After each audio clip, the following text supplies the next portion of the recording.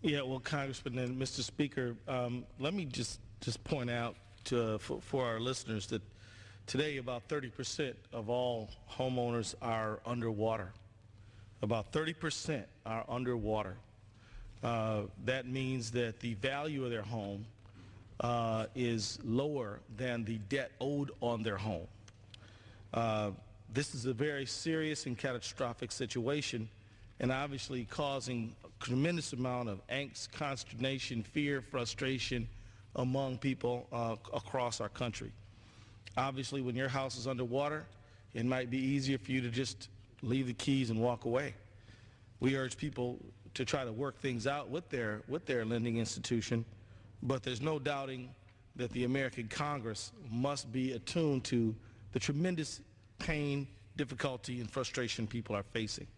And when people are suffering from frustration, sometimes what they need is people who are in leadership to help clarify what's really going on, as opposed to people in leadership confusing what's really going on.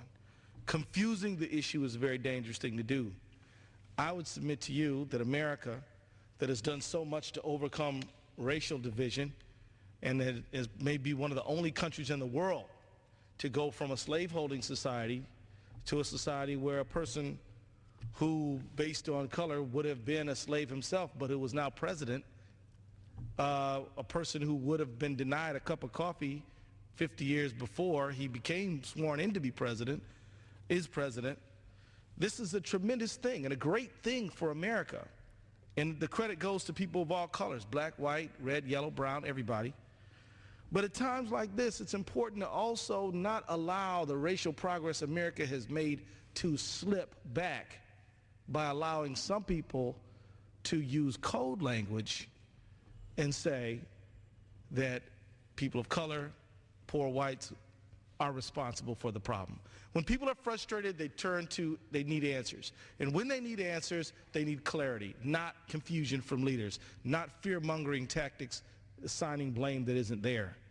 And I would submit to you that all of us, people of all colors, need to stand together to clarify what's really going on with the CRA, because in my opinion, people who say that the CRA is to blame, Fannie and Freddie are only to blame. Of course, they do have some fault on them, but they are not by any stretch of the imagination the only one.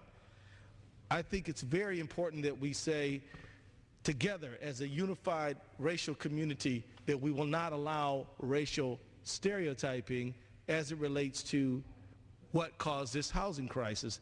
In my opinion, saying that it's because of the CRA, knowing that the CRA was designed to promote racial harmony and opportunity, is a way of blaming people of color for the financial crisis. Now, we can debate this issue, but I guarantee you, if you were to say, here, what does the CRA do? And you said it's to give, it was in response to redlining, that's why it was passed.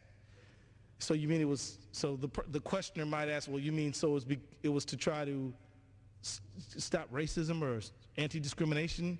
And the answer would have to be yes, that's what it's for.